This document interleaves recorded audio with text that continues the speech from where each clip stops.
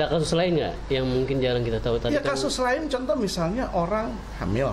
Menarik lah ya. Iya, orang hamil bayi dalam janin Ya, misalnya udah 9 bulan lah, udah mau melahirkan.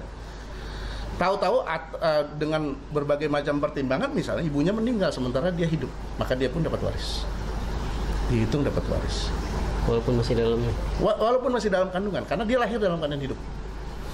Jadi dinyatakan ini dalam kasus namanya ahli waris secara takdir. Takdir itu bukan nyata ya, tapi menurut keputusan ulama, pengadilan segala macam. Karena kemungkinan bayi-bayi yang seperti itu, umur-umur seperti itu, misalnya menurut keterangan dokter sehat, ya kemungkinan dia bakalan hidup.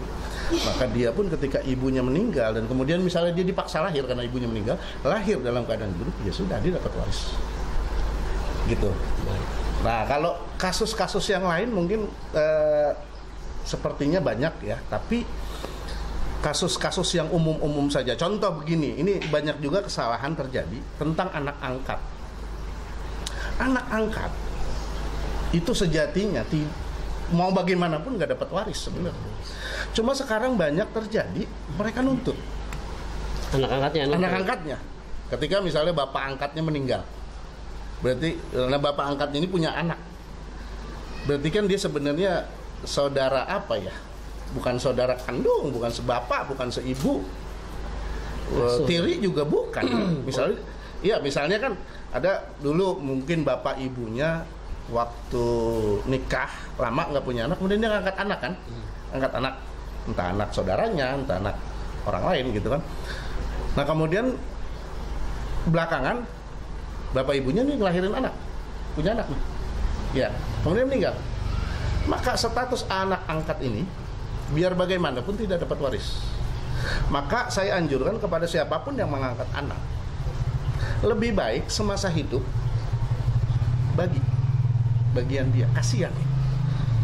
Artinya begini, bagi aja dulu hadiah. Bagi hadiah. Misalnya ke notaris, ya.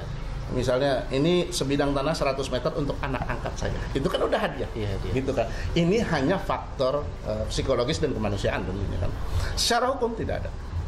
Nah ada lagi, ini kasus lagi nih yang banyak juga terjadi yang berhubungan dengan kasus zina, anak di luar nikah.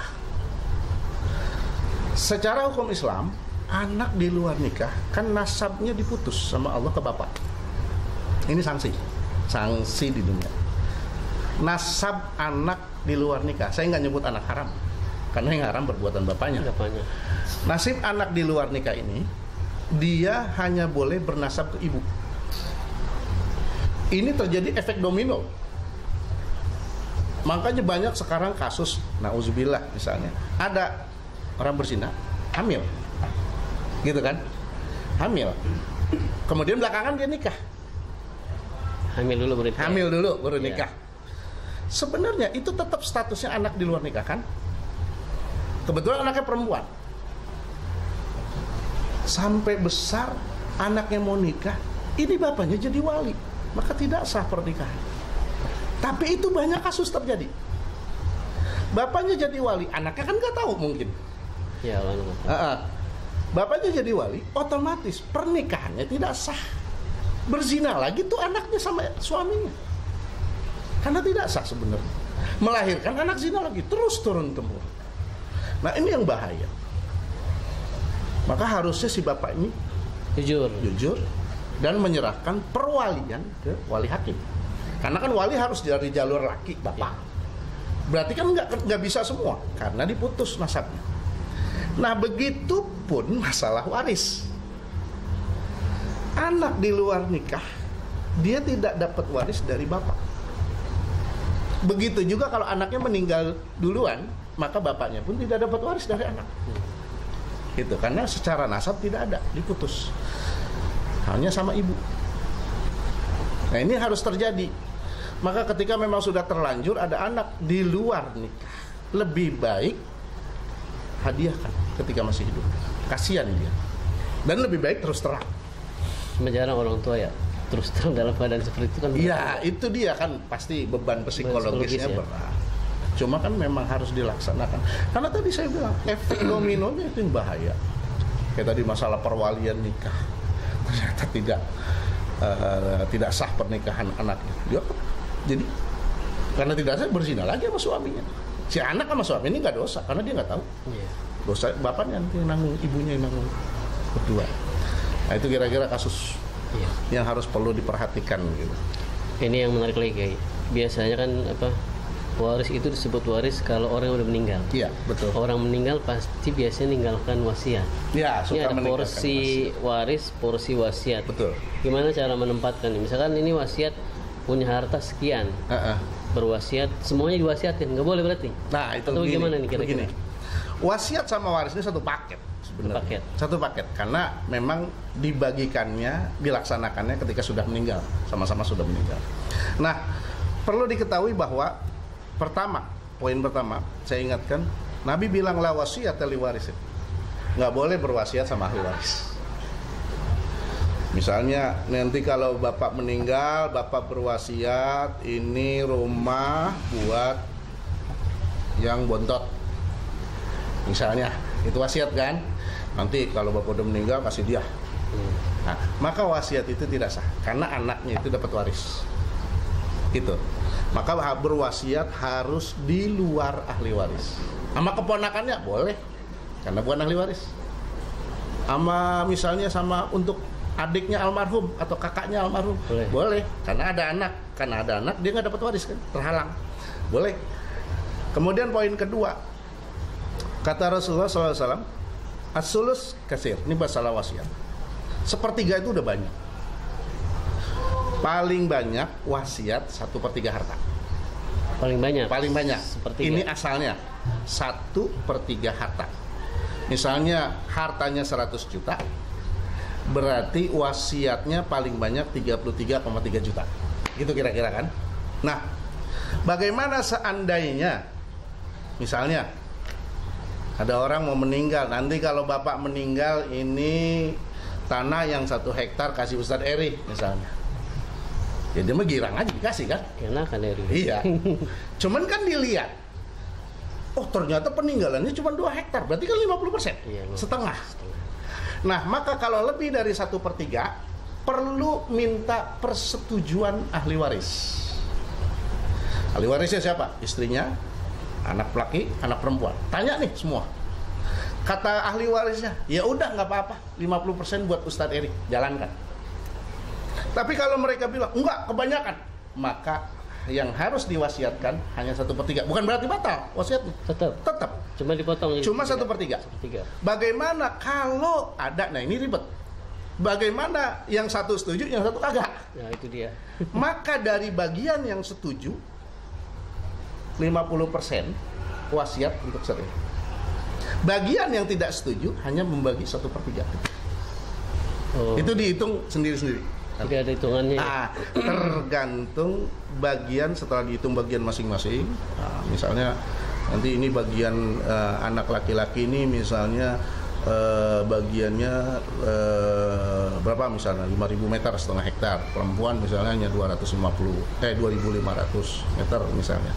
Nah itu nanti bagian Ustadz Eri, maka diambil dari bagian masing-masing. Yang setuju silakan laksanakan wasiat setengah, yang tidak setuju hanya 1/3. Tapi tetap harus dijalankan selama wasiat itu baik. Kalau wasiat itu mengandung keburukan, tidak baik, nggak boleh, haram dilaksanakan. Misalnya ntar kalau bapak meninggal, ono tanah kosong buat orang pada mabok dah, nah itu nggak boleh, haram kita laksanakan, tidak boleh. Nah itu ribetnya kalau kita dan wasiat itu lebih rumit dari waris, karena dua-duanya harus dihitung. Harus dihitung. Kalau kita nggak ada wasiat kan warisnya aja gitu itu. Nah kalau pelaksanaan waris wasiat mana dulu yang dilaksanakan? Yang dilaksanakan mana dulu? Wasiat dulu. Kecuali tadi ada pembagian yang lebih dari 1/3, kemudian ahli warisnya ada yang setuju dan tidak. Nah itu tadi saya bilang lebih rumit lagi. Dihitung dulu wasiatnya, kemudian dihitung warisnya, nanti baru dikalkulasi dari ahli waris yang setuju jalankan setengah, dari ahli waris yang tidak setuju hanya 1/3. Nah, itu bab wasiat punya porsi khusus memang. Itu kalau di dalam kitab wasiat pasti nempel dengan waris. Pasti nempel. Pasti nempel. Sepaket ya soalnya. Kecuali orang-orang yang di luar aliran kita. Karena ada aliran-aliran yang, contoh misalnya, ada ulama-ulama yang menulis kitab tentang bab waris dan wasiat, tapi ketika ditahqiq seperti ini, itu bagi mereka yang mengatakan wasiat haram, wasiat tidak ada, itu dibuang wasiat. Nah, itu tidak amanah menurut saya. Tidak amanah. Harusnya tetap dijelaskan, tetap ditahqiq, cuma kemudian ditulis pendapat dia bahwa saya misalnya tidak setuju dengan adanya wasiat, hukum wasiat, atau menurut saya hukum wasiat haram. Seperti itu harusnya. Jadi tetap harus amanah. Ketika saya mentahqiq kitab ini dari tulisan tangan seorang ulama Syria, cuman wafat di Mesir, Subtul Mardini. Ini tulisan tangan. Contoh tulisan tangannya abad 10 ya. Abad 10 ya. Abad 10 Hijriah. Beliau wafat tahun 912 Hijriah. Kenapa saya ambil abad-abad kemari belakangan? Karena hurufnya sudah sama dengan kita sekarang. Yang abad pertama, kedua itu bahkan belum ada titiknya. Iya. Ini udah ada baris titik ya. Ini udah ada titiknya. Atau misalnya ada pernah di satu zaman itu misalnya huruf fa nggak ada titik, huruf qaf titiknya satu di bawah. Nah ini kan juga kita selain mentahqiq isinya juga kita harus mempelajari manuskrip itu ya, dari materinya, kemudian dari kertasnya, tintanya dan lain sebagainya.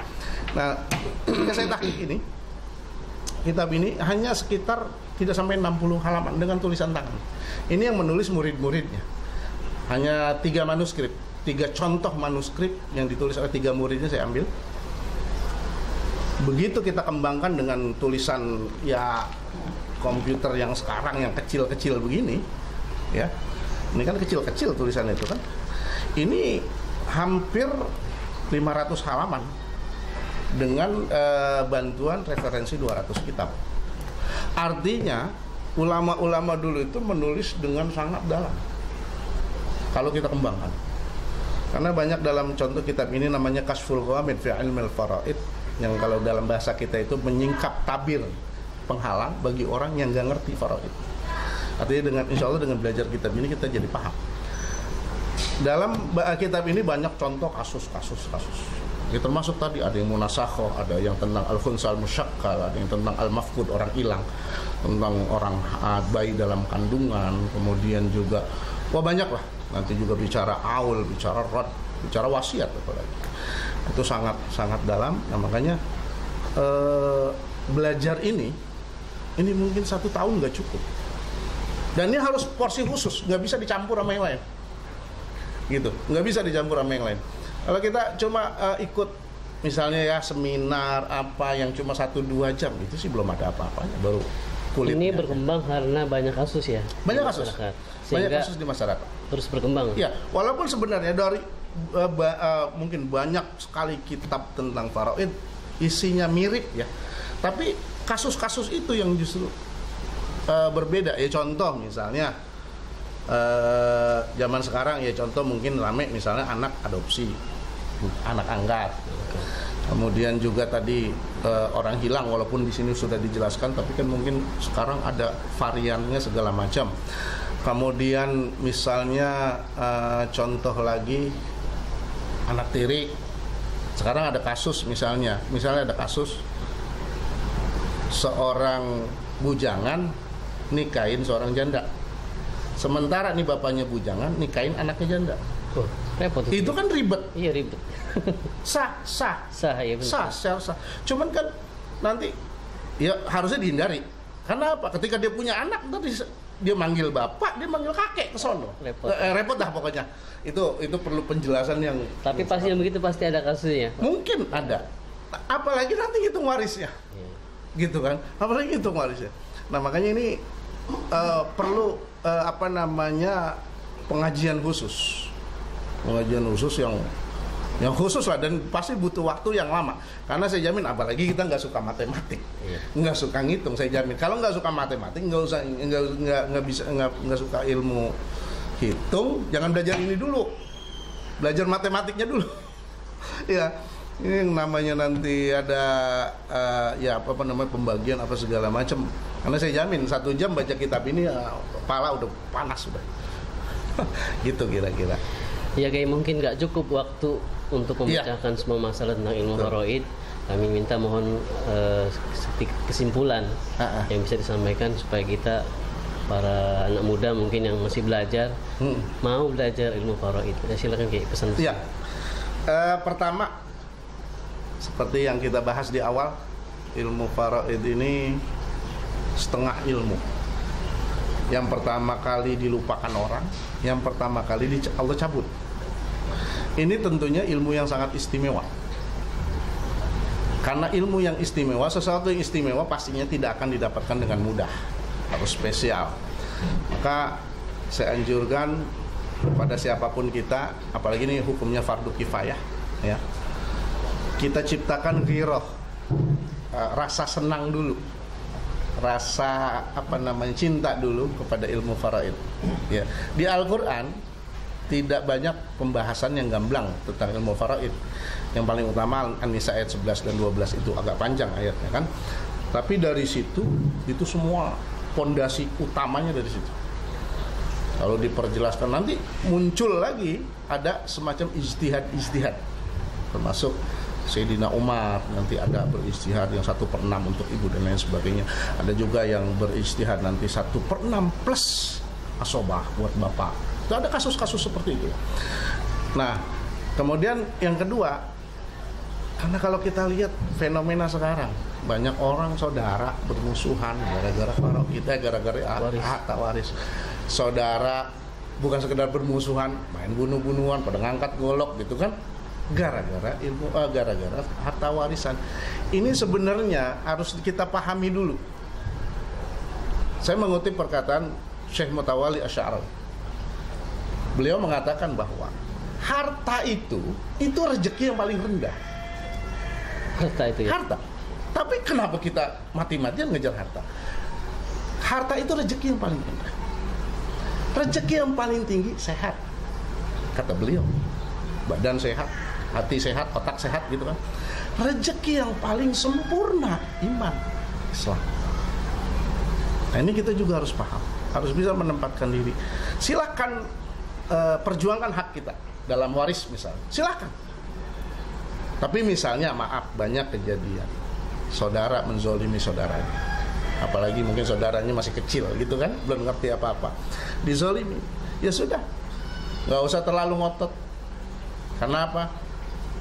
Allah kan adil, Allah pasti adil. Ketika kita menzolimi orang, merampas harta orang, percayalah ada rezeki kita yang dirampas sama Allah buat orang tersebut. Yang penting kita sabar. Dan Allah juga ada ingetin, Nabi juga ada ingetin, misalnya sejengkal tanah aja kita ngambil nih, tanah orang sejengkal aja. Itu maka kata Nabi, itu akan digantungin di leher kita di hari kiamat. Arti bang sejengkal mah kecil. Iya, ke bawah 7 lapis. Itu akan digantungin sama Allah. Kalau kita menzolimi orang. Nah, makanya, dan ya istilahnya nggak berkah lah. Ya, kemudian yang ketiga, segera terapkan jika memang sudah waktunya. Artinya orang tua kita meninggal, segera musyawarah. Tunggulah seminggu misalnya, selesai semuanya, segera. Adapun kan ada orang modelnya begini, misalnya orang tuanya ninggalin bukan uang nih, aset yang banyak, tanah di mana-mana, kontrakan segala macam ya. Yang penting di atas kertas dulu pada tahu bagiannya. Adapun nanti pembagian realnya silakan kapan-kapan. Teknis ya itu mah ya. Teknis. Nah, ini juga kan nanti akan jadi suatu permasalahan. Contoh, orang tua tuh meninggalkan aset tidak di satu tempat, otomatis kan nilainya berbeda. Tanah di sini 1 hektar, tanah di sini 100 meter. Mungkin tanah yang 100 meter lebih mahal dari 1 hektar ini kan. Gitu kan. Nah, maka teknisnya misalnya pembagian seperti itu ya, yang paling aman lihat nilai tanahnya gitu. Tanah di sini 1 hektar, harganya misalnya hanya 100.000, harganya hanya 100.000 gitu kan. Sementara di sini 100 meter harganya misalnya 10 juta, otomatis kan nilainya berbeda. Nah, maka itu perlu dihitung satu-satu. Agar kalau udah ketahuan nilainya semua, belum lagi kan nanti mobil, rumah, sawah, kontrakan atau empang atau toko gitu kan. Nanti kan misalnya aset-aset yang menghasilkan uang itu kan juga nanti berarti hasilnya itu masuk waris. Nah, maka itu pun harus dibagi dengan benar. Misalnya total 1 bulan 100 juta hasilnya, ya. Maka dari 100 juta itu ya jangan dibagi rata lagi. Maka harus dibagi waris. Istri 1/8, anak laki-laki dan perempuan sisa. Dengan porsi anak laki-laki 2, perempuan 1. Nah, jadi itulah segala keunikan dan sekaligus kerumitan ilmu faraid dan spesialnya ilmu faraid itu begitu. Jadi insyaallah mudah-mudahan kita bisa melek lah. Ya, alhamdulillah bisa belajar hari ini. Bisa belajar, jangan ceroboh juga. Kalau nggak ngerti, tanya. Gitu, kita mungkin nggak semua orang paham. Itu yang penting juga intinya segala apa yang Allah syariatkan intinya buat maslahat. Gitu kira-kira. Ya. Terima kasih Kiai. Sahabat An-Nur yang berbahagia, menarik sekali tema hari ini tentang ilmu faraid. Menjadi tantangan buat kita anak muda untuk mau belajar karena ini ilmu jarang dipelajari. Buat kita semua mari kita belajar ilmu faraid. Mudah-mudahan ilmu ini melekat di hati kita, bisa kita terapkan di masyarakat dan di keluarga. Sampai ketemu dengan kami dengan tema yang menarik lainnya. Terima kasih banyak. Assalamualaikum warahmatullahi wabarakatuh.